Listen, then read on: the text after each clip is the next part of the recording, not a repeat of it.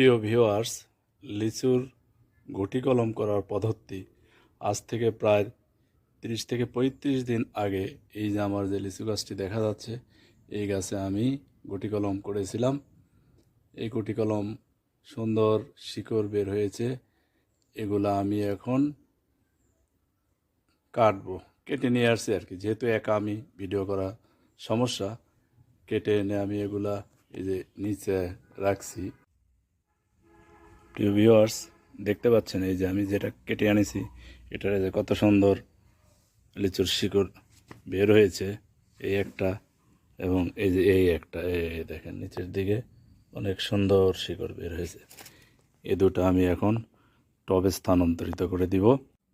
গাছ থেকে কেটে আনা ডালগুলো পলিথিন ছাড়িয়ে এই যে আমি টবে রোপণ করে দিয়েছি।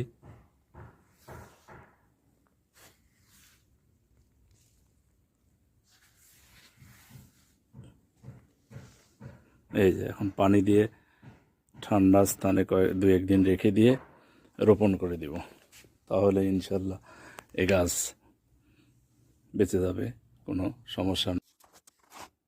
আমার আগে থেকেই মাটি তৈরি করা ছিল, পচা গোবর এবং পাতা পচা সার এবং মাটি একত্রে মিক্স করে মাটি রেডি করে রেখেছিলাম এটাতে। এখন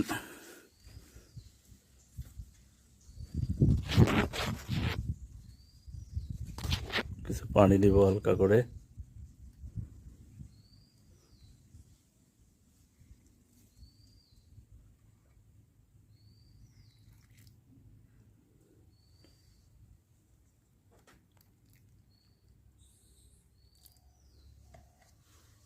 পানি দিয়ে এটা আমরা যথাস্থানে রোপণ করি।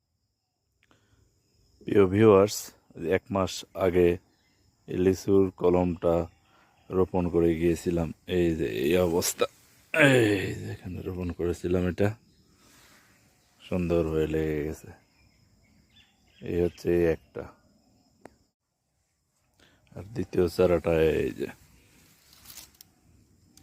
তাজা হয়ে গেছে, সমস্যা নাই।